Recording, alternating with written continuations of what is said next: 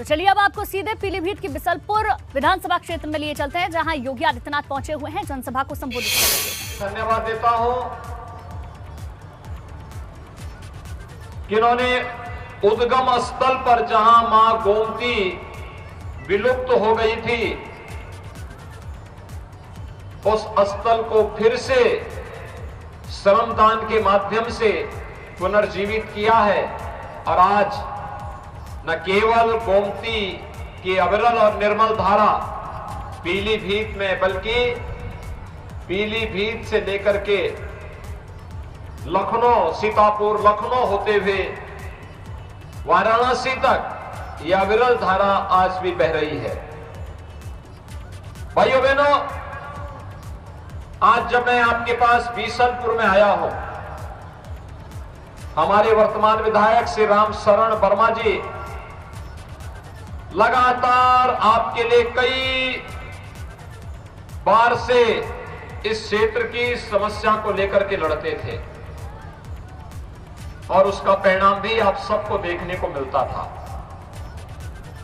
याद करिए 2017 के पहले प्रदेश की स्थिति क्या थी।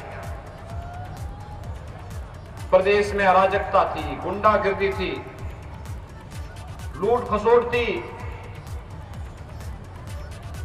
हर तीसरे दिन एक दंगा होता था। और यहां पर तो उस समय समाजवादी पार्टी का जो विधायक था, कैसे रामलीला की जमीन पर कब्जा करता था, कैसे झूठे मुकदमों में यहां के नागरिकों को, भारतीय जनता पार्टी के कार्यकर्ताओं को प्रताड़ित करता था, कैसे किसानों का शोषण करता था, कैसे यहां दंगे हो जाते, छोटी छोटी बात को लेकर दंगे होते थे। लेकिन पिछले 5 वर्षों के अंदर आपने भारतीय जनता पार्टी की डबल इंजन की सरकार की कार्यपद्धति को देखा होगा। इन 5 सालों में प्रदेश में कहीं दंगा हुआ? इन 5 वर्षों में कहीं रामलीला के मैदान में कहीं कब्जा हुआ? भाइयों बहनों, कब्जा तो नहीं हुआ, लेकिन अगर कहीं पहले किसी ने कब्जा किया था, उस कब्जे से मुक्त कराने का काम हम लोगों ने जरूर किया है इन 5 वर्षों में।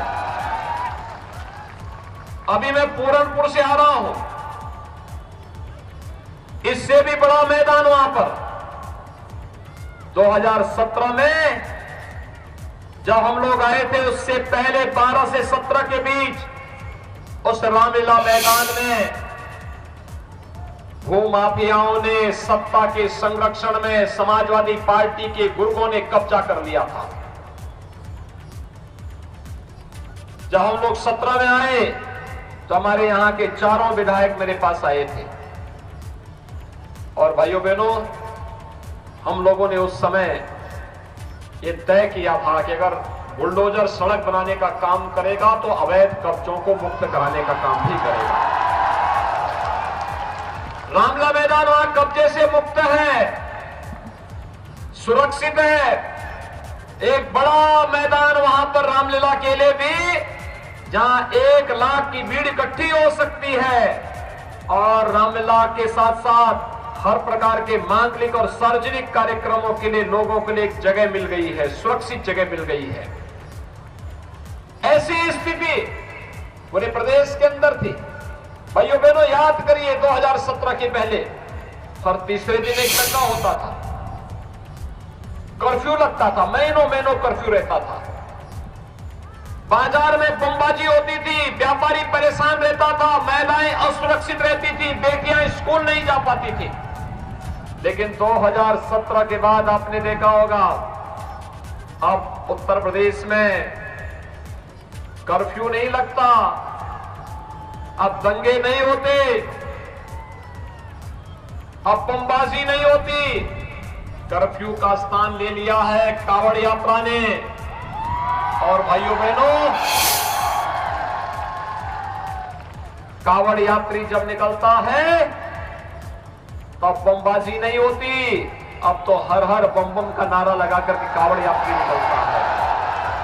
शानदार तरीके से निकलता है, न कोई उपद्रव,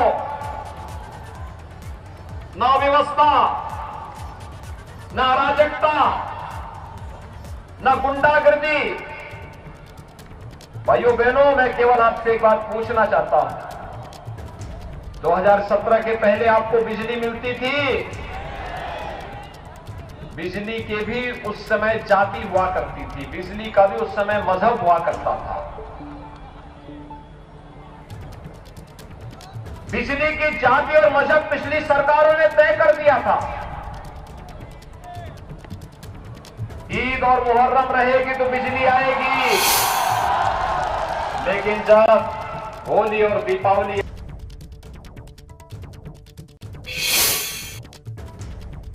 तो योगी आदित्यनाथ को यहां आपने सुना पीलीभीत में, जहां उन्होंने समाजवादी पार्टी पर निशाना साधा, इसके साथ साथ अखिलेश यादव पर भी उन्होंने निशाना साधा। बिजली को लेकर बात कहते हुए नजर आए कि जब अखिलेश की सरकार थी तब क्या आप लोगों को बिजली मिलती थी। साथ ही साथ उन्होंने ये भी कहा कि उस दौरान तो बिजली की भी जातियां हुआ करती थी, मजहब हुआ करता था। न मत है न मजहब है, सबको बिजली, पर्याप्त बिजली, निर्बाध बिजली के लक्ष्य को प्राप्त कर दिया। बिजली आ रही है ना, मिल रही है ना। अब तो बिजली के लिए आपको इंतजार नहीं करना पड़ता है ना। ये है नया उत्तर प्रदेश। कोरोना कालखंड में आपने देखा होगा, इस सदी की सबसे बड़ी महामारी है, सबसे बड़ी महामारी। दुनिया के अंदर लाखों लोग मर गए हैं, लेकिन भारत के अंदर प्रधानमंत्री मोदी जी के नेतृत्व में जीवन भी बचाएंगे, जीविका को भी बचाएंगे। जान है तो जहान है कि नारे को, संकल्प को सार्थक करने का कार्य किया गया। फ्री में टेस्ट, फ्री में उपचार, फ्री में वैक्सीन और सबको वैक्सीन। आपने वैक्सीन ली? कितने लोगों ने वैक्सीन ली है? सड़क के उस पार क्या आप लोगों ने वैक्सीन नहीं ली है क्या? सड़क के उस पार भी मुझे बताओ, वैक्सीन ली है या नहीं ली है? जिन लोगों ने वैक्सीन ली है वे हाथ खड़ा करके थोड़ा बताएं। भाइयों बहनों, फ्री में वैक्सीन, सबको वैक्सीन। जब ये वैक्सीनेशन का कार्यक्रम प्रारंभ हुआ था, याद करिए, सपा ने, बसपा ने, कांग्रेस ने दुष्प्रचार किया था। आज प्रदेश में 70% लोगों ने पहली डोज ले ली है, 75% लोगों ने दूसरी डोज ले ली है, और उसके परिणाम स्वरूप आज लाभ क्या हुआ? तीसरी वेव कब आई, कब गई, कोई पता ही नहीं लगा। जिस वैक्सीन ने हमारी जान को बचाया है, मैं देख रहा हूं इस मैदान को, ये पूरा मैदान हमें भरा दिखाई दे रहा है और बड़ी संख्या में लोग अभी भी आ रहे हैं, लगातार आपके कार्यक्रम में शामिल होने आ रहे हैं।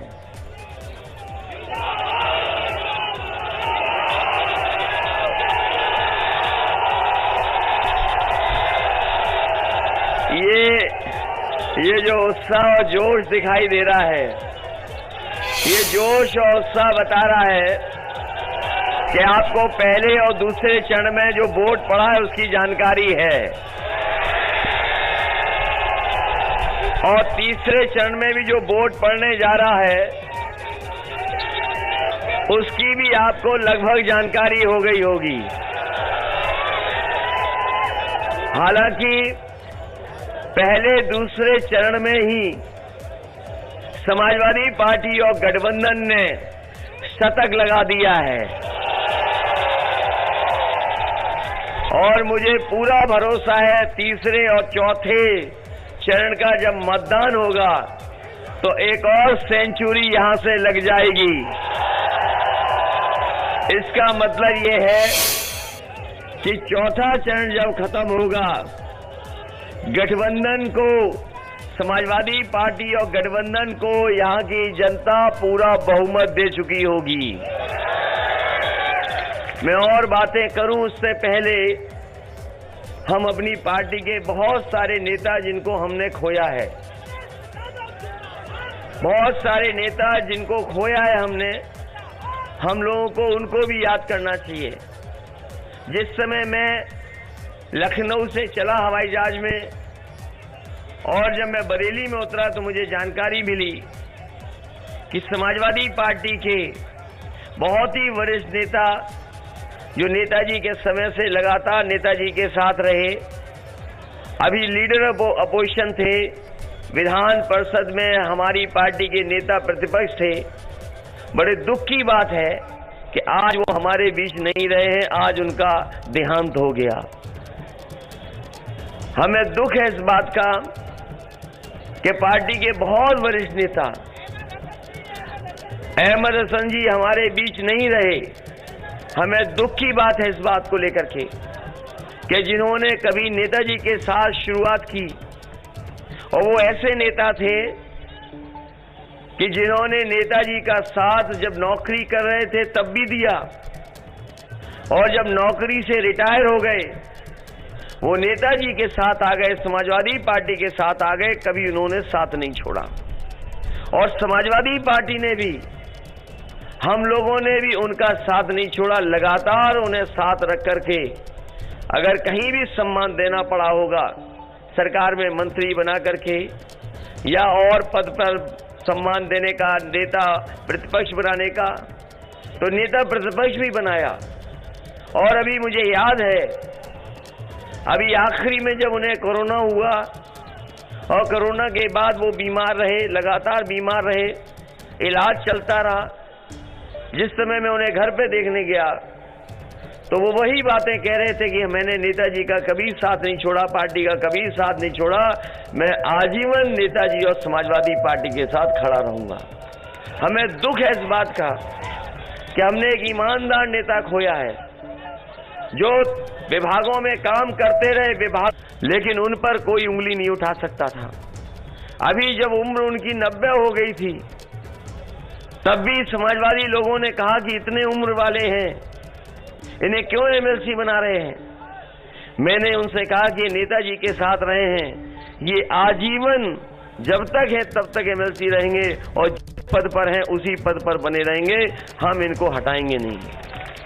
वहीं हमने जहां आदरणीय अहमद साहब को खोया हमने आज, वहीं उससे पहले हमारी पार्टी ने यहाँ के बहुत ही नेता, पुराने प्रतिष्ठित और लगातार विधायक भी रहे, समाजवादी पार्टी को मजबूत भी करते रहे, हाजी साहब को हमने खोया।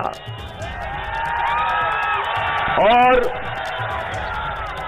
उन्होंने न केवल पार्टी को मजबूत किया बल्कि अल्पसंख्यक के जब प्रकोष्ठ मैंने बनाया था उन्होंने जगह जगह जाकर के हमारी पार्टी को मजबूत करने का काम किया। कोरोना के समय पर मेरी उनसे लगातार बातें होती रही, उनसे, उनकी बेटी से। वो चाहते थे कि इलाज हो जाए। वो जिस अस्पताल में थे, एक डॉक्टर गंगवार साहब का अस्पताल था, मैं उन्हें जानता नहीं था, लेकिन मैंने लगातार उनसे फोन पे बात कर करके जो इलाज हो सकता था वो इलाज कराया। बाद में परिवार के लोगों ने कहा कि इन्हें एम्स ऋषिकेश ले चलिए। हम लोगों ने हवाई जहाज की भी तैयारी कर ली, एम्बुलेंस की, लेकिन डॉक्टर लोग तैयार नहीं हुए। वो जाते तो शायद उसी समय उनकी जान चली जाती, लेकिन हमारा साथ उन्होंने छोड़ दिया। अस्पताल में उनकी जान गई, उनकी और उनकी बेटी। हमें दुख है इस बात का कि हमने एक अपनी पार्टी का बड़ा नेता खोया। साथ ही में अभी हाल फिलहाल ही प्रीतम जी को भी हम लोगों ने खो दिया। वो लंबी बीमारी से थे और आखिरी में जब उनसे बात हुई तो उन्होंने कहा कि हमारे परिवार की हमारी बहू है, इनको ही टिकट दे देना। हमने कहा कि आपकी इच्छा जो होगी हम उन्हीं को टिकट देंगे, इसलिए उन्हीं को टिकट दी। इसलिए आखिरी में हम लोग 2 मिनट उन सबके लिए शोक करेंगे, 2 मिनट आखिरी में। और न जाने कितने लोगों को हमने, आपने, परिचित लोगों ने खोया होगा। यहाँ जितने लोग मौजूद हैं इन्होंने देखा होगा मजदूर कैसे चल कर के आए थे जब लॉकडाउन लगा था। बेचारे, उनके लिए कोई इंतजाम नहीं किया सरकार ने। पैदल पैदल पैदल वो पहुंचे, घरों गए, कोई सरकार ने इंतजाम नहीं किया उनका। और उसके बाद जब कोरोना की बीमारी आई, जिस समय जरूरत थी कि लोगों को दवाई मिल जाए, अस्पताल में बेड मिल जाए और सांसों के लिए जो सबसे जरूरी चीज है ऑक्सीजन मिल जाए, लेकिन ये सरकार ऑक्सीजन भी नहीं दिला पाई। और इसने, सरकार ने हमारे गरीबों को अनाज छोड़ने का काम किया। जिस समय सबसे ज्यादा सरकार को मदद करनी चाहिए थी, उस समय हमारे गरीबों को अनाज छोड़ने का काम किया। न जाने कितने लोगों के परिचित लोग बीमार हुए होंगे और बहुत सारे लोगों की जान भी चली गई होगी। हमें दुख है इन बातों को लेकर के, लेकिन सवाल सबसे बड़ा ये है कि ये उत्तर प्रदेश का जो चुनाव होने जा रहा है, ये कोई छोटा मोटा चुनाव नहीं है। ये उत्तर प्रदेश के भाग्य को, उत्तर प्रदेश के भविष्य को तय करने वाला चुनाव है। न केवल भविष्य के साथ साथ हमें अपने देश का लोकतंत्र भी बचाना है, उसका भी चुनाव है। और संविधान बचेगा कि नहीं बचेगा, इसका भी चुनाव है।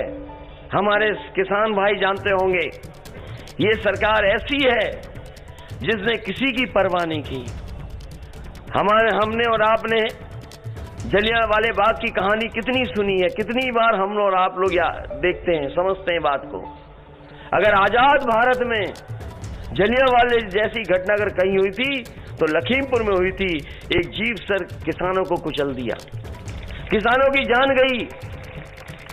न केवल यहां पर जान गई हमारे किसानों की, बल्कि आपने दिल्ली में देखा होगा, किसान आंदोलन करता रहा। उस आंदोलन को खत्म करने के लिए कीलें लगाई गई, बोल्डर लगाए गए, और जो कुछ सरकार कर सकती थी, एफआईआर दर्ज कराने से लेकर के उनके घरों पे छापा, और अगर निकलते थे तो जगह जगह पर बैरिकेडिंग। लेकिन हम अपने किसानों को बधाई देंगे कि किसान हमारा पीछे नहीं हटा, अंततः सरकार को पीछे हटना पड़ा और तीनों काले कानून वापस हो गए। तीनों कानून वापस हुए हैं। और याद रखना साथियों, ये सही हम बधाई देते हैं किसानों को, लेकिन साथ ही साथ बीजेपी वाले बहुत ही होशियार लोग हैं। वो जानते थे कि उत्तर प्रदेश और पंजाब का चुनाव होने जा रहा है, जहां किसान आंदोलन कर रहे थे, उससे सरकार झुकी। वहीं उन्हें यह भी पता था कि अगर काले कानून वापस नहीं हुए तो हो सकता है जिस तरीके से पंजाब में कोई रैली में किसान नहीं आया, खाली कुर्सियां देखने को मिली, इस बार भी अगर चुनाव होता और काले कानून होते, हो सकता था किसान इनके एक भी वोट न देता, उत्तर प्रदेश से और पंजाब से खाली हो जाती भारतीय जनता पार्टी। इसलिए वोट के लिए इन्होंने फैसला लिया है। हमें और आपको सावधान रहना पड़ेगा, चुपके से ये कोई भी कानून ले आएंगे।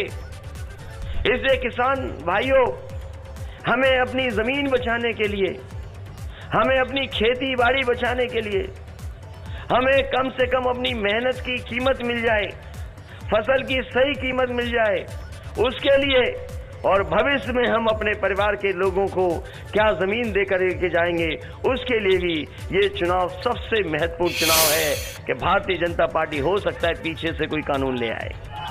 इसलिए हमें सावधान रहना पड़ेगा। और हम तो जानते हैं कि अगर काका गए हैं तो बाबा भी चले जाएंगे। अगर काका गए हैं, ये इसलिए शॉर्ट फॉर्म बोल रहे हैं कि ये भारतीय जनता पार्टी वाले बड़े शॉर्ट फॉर्म बना रहे हैं आजकल ABCD के। तो काका हैं तो बाबा भी चले जाएंगे। काका मतलब है काले कानून, काका का मतलब है काले कानून। अगर काका गए हैं तो बाबा भी जाएंगे, इन्हें कोई रोक नहीं सकता। बताओ जाएंगे कि नहीं जाएंगे? और पैदल तो पहले ही कर दिए गए थे, पैदल तो पहले ही कर दिए गए थे। अब चुनाव लड़ने भी अपने घर पहुंच गए हैं। ये उत्तर प्रदेश की जनता भारतीय जनता पार्टी को माफ नहीं करेगी। उत्तर प्रदेश का किसान, नौजवान, व्यापारी इस बार भारतीय जनता पार्टी को उत्तर प्रदेश से साफ कर देगी। इनके भाषण सुनिए आप, भाषण सुनते होंगे आप, इनके भाषण सुनते होंगे आप। इनके जो छोटे नेता हैं वो छोटा झूठ बोल रहे हैं, और जो नेता हैं, थोड़े बड़े नेता हैं, वो बड़ा झूठ बोल रहे हैं। और जो सबसे बड़े नेता हैं वो सफेद झूठ बोल रहे हैं और सबसे बड़ा झूठ बोल रहे हैं। बताओ झूठ बोल रहे हैं कि नहीं झूठ बोल रहे हैं? इनसे ज्यादा झूठी पार्टी कोई अगर हो तो बता दो हमें। हमारे किसान भाई जानते होंगे, ये कह रहे थे कि किसानों के हम आय दोगुनी कर देंगे। बताओ पीलीभीत भाइयों, पीलीभीत के किसान भाइयों, ये तो मेहनत करने वालों का जिला है, यहाँ खेती करने वाले लोग हैं। बताओ कौन सी फसल की आपको आय दोगुनी हो गई है? अगर किसी की आय दोगुनी हो गई हो तो बताओ हमारे किसान भाइयों। और धान में लूट हो गई कि नहीं लूट हो गई? धान जो खरीदना चाहिए था सरकार ने नहीं खरीदा, न केंद्र लगाए न बनाए और लूट हो गई। और डीजल महंगा हो गया कि नहीं हो गया? और पेट्रोल कहां पहुंच गया सोचिए आप। ये वही लोग हैं जो कहते थे कि गरीब और चप्पल पहनने वाला हवाई जहाज में चलेगा। याद है कि नहीं याद है? और जब से डीजल पेट्रोल महंगा किया, हमारे गरीब की गाड़ी नहीं चल सकती, मोटरसाइकिल नहीं चल पा रही है। कहां चल पा रही बताओ?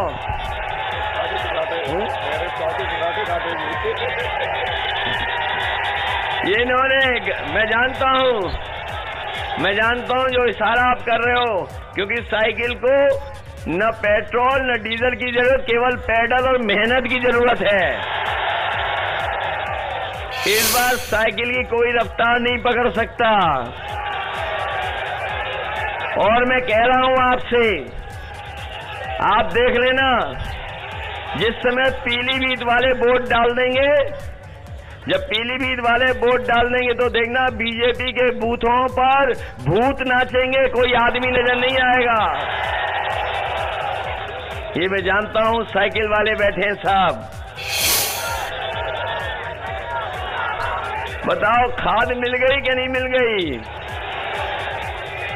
और न डीएपी मिली आपको। और अगर बोरी देखी होगी तो बोरी में चोरी हो गई कि नहीं हो गई? हमारे किसानों को रात भर रखवाली करनी पड़ रही है खेतों की। तो घरों में घुस जा रहे हैं, खेती की रखवाली करनी पड़ रही है। बताओ पीलीभीत के किसानों रखवाली करनी पड़ रही कि नहीं करनी पड़ रही? अरे गौशाला जो बनाई थी उसका पूरा पैसा खा गए भारतीय जनता पार्टी के लोग। और हमारे बाबा मुख्यमंत्री जी का जो प्रिय जानवर है वो जानते हो कौन सा है?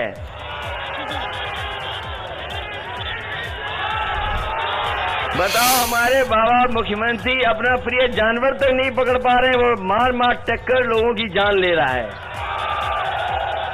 इसलिए समाजवादी पार्टी ने तय किया है कि अगर सांड के सींग से मरने से किसी की जान जाएगी या जानवर के टकराने से किसी की जान जाएगी तो समाजवादी सरकार बनने पर 5 लाख उस परिवार की मदद करने का काम करेंगे।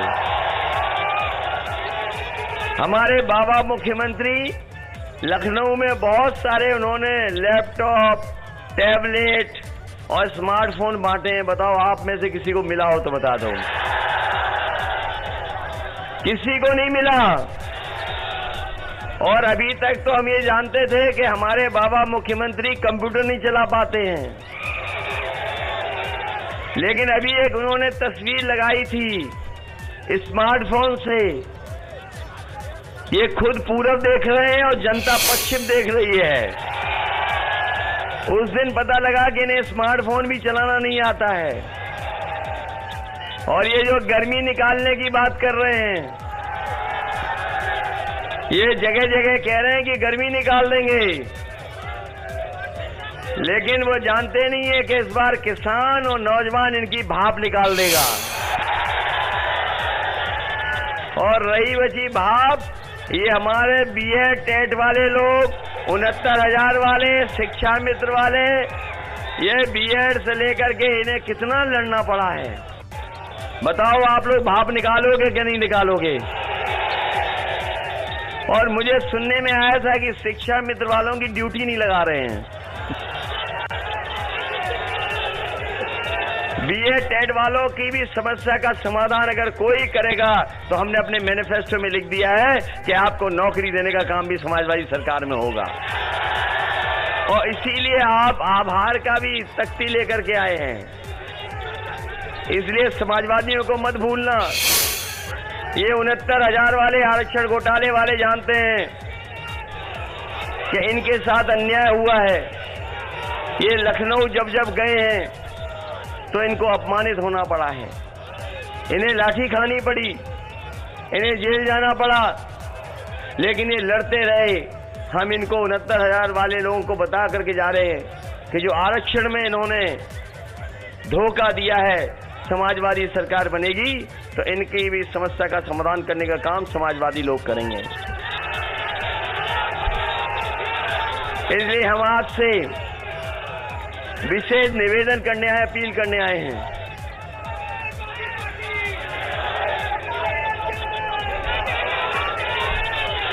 मैं जानता हूं बहुत परेशान रहे हो आप, आपको बहुत लड़ना पड़ा, बहुत लड़ना पड़ा आपको। इसलिए हम आपसे निवेदन करना चाहते हैं कि ये चुनाव कोई छोटा मोटा चुनाव नहीं है।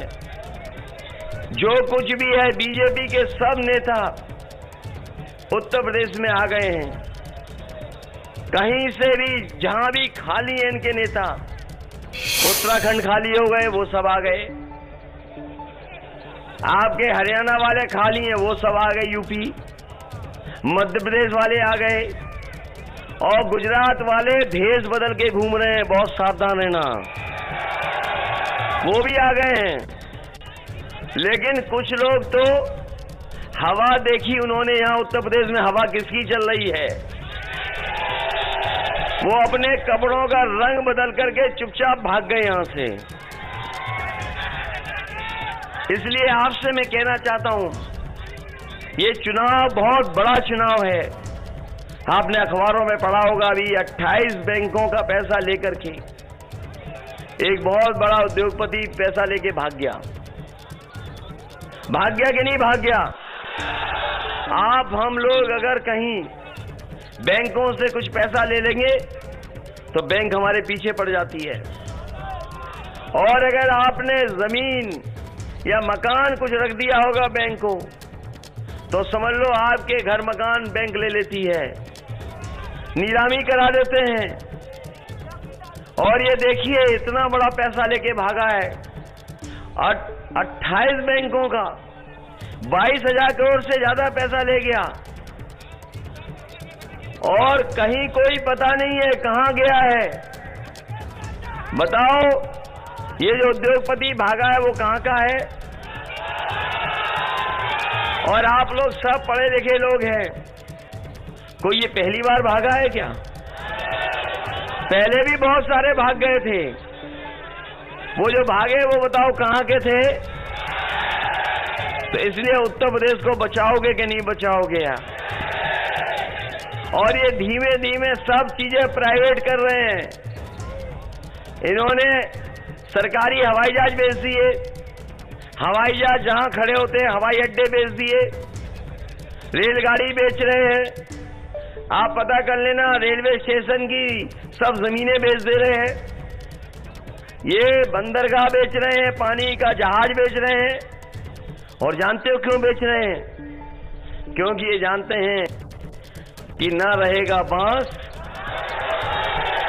तो जब ये कंपनी ही बिक जाएंगी तो आरक्षण किसको देना है? इसलिए सब बेच रहे हैं। बताओ, सावधान रहोगे कि नहीं रहोगे आप लोग? इधर बताओ कितनी बेरोजगारी बढ़ गई। बड़े बड़े विज्ञापन लगाए बाबा मुख्यमंत्री ने, लखनऊ से लेकर के दिल्ली तक, कि लाखों लाख हमने नौजवानों को नौकरी दे दी है, लेकिन कहीं नौकरी नहीं दी। कहीं नौजवानों नौकरी मिली हो तो बता दो। बहुत सारे नौजवान हैं जिनने मेहनत करके पढ़ाई पढ़ी है, अच्छी डिग्री हासिल कर ली, अच्छी अच्छी पढ़ाई कर करके घर बैठे हैं, कोई सरकारी नौकरी नहीं निकाल रहे हैं, और अगर रोजगार भी मिल जाए उसके लिए अवसर नहीं बना रहे हैं। इन्होंने बड़े बड़े लखनऊ में आयोजन किए थे जिसमें बड़े बड़े उद्योगपति बुलाए गए थे, लेकिन उद्योगपति आए, उत्तर प्रदेश में रहे 1-2 दिन, लेकिन उत्तर प्रदेश में कोई कारखाना उद्योग नहीं लगाया है। अगर पीलीभीत में कोई बड़ा कारखाना लगा हो तो बता दो हमें। किसानों को कोई सुविधा देने के लिए बड़ा काम किया हो तो बता दो। न कारखाने लगे न उद्योग लगे, तो बताओ नौकरी और रोजगार कहां मिलेगी? इसलिए समाजवादियों ने कहा है कि ये जो बाबा मुख्यमंत्री जी जगह जगह कह रहे हैं कि गर्मी निकाल देंगे, मैं उनसे कहना चाहता हूं समाजवादी सरकार आएगी तो नौजवानों के लिए फौज में और पुलिस में नौकरी निकाल करके इनका भाग्य बनाने का काम करेंगे। और न केवल फौज में पुलिस में, बल्कि 11 लाख पद खाली है उत्तर प्रदेश में। 11 लाख पद हैं जो सरकारी खाली हैं, उन पदों को भी भर करके 11 लाख नौजवानों का भविष्य बनाने का काम समाजवादी सरकार में होगा। इधर आपने देखा होगा बिजली का बिल जब आता है तो करंट लग रहा है कि नहीं लग रहा है? बिजली महंगी कर दी बाबा मुख्यमंत्री ने, और बीजेपी के लोग ने एक भी बिजली का कारखाना नहीं लगाया है। ये बाबा मुख्यमंत्री और बिजली बनाने का एक कारखाना नहीं लगा पाए हैं। बीजेपी ने एक कारखाना बिजली का नहीं लगाया। न जाने कितनी बार जीत गए यहां से, लेकिन पूरे उत्तर प्रदेश में आप जानकारी कर लेना, कोई बड़ा बिजली का कारखाना नहीं लगाया। आज जो बिजली मिल भी रही है, आज जो बिजली आज उपलब्ध है, वो भी समाजवादी सरकार की बनी हुई बिजली है, वही उपलब्ध हो रही है। इन्होंने कोई बिजली का कारखाना नहीं लगाया। और सोचो बाबा जी लगाते भी कैसे? बाबा जी लगाते भी कैसे जिन्होंने 5 साल बिजली का कारखाने का नाम नहीं रट पाया। इधर जब से हमने उनसे कहा कि बताओ बिजली के कारखाने का नाम ही बता दो कम से कम, कई महीने रटने के बाद भी वो नाम नहीं बता पा रहे हैं। समाजवादियों ने जो कारखाने लगाए, आपको हम बता दें पत्रकार साथियों, आप भी पूछ लेना, अगर आज आए हो आपके जिले में तो कहना कि कम से कम बिजली के कारखाने का नाम बता के चले जाओ। और कहां लगाया ये भी बता दो आप। समाजवादियों ने लगाए थे बिजली के कारखाने। जिन कारखानों को लगाया वो बड़े बड़े कारखाने थे, उनको उनके नाम है 3x660 super critical thermal plant. बताओ बाबा जी कह सकते हैं कि 3x660 super critical thermal plant? इसीलिए बिजली नहीं बनाई, केवल बिजली के बिल भेज रहे हैं। समाजवादियों ने तय किया है कि घरेलू बिजली के लिए 300 यूनिट माफ होगी, कोई बिजली का बिल 300 यूनिट के लिए नहीं देना पड़ेगा। और अपने किसानों को सिंचाई के लिए बिजली फ्री, कोई पैसा किसानों को नहीं देना पड़ेगा।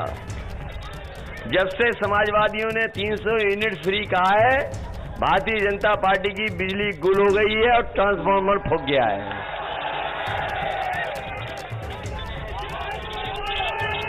इसलिए आप सबसे बहुत लंबी भी बात की जा सकती थी, लेकिन मैं जानता हूं पीलीभीत के लोगों ने मन बना लिया है पार्टी को जिताने के लिए।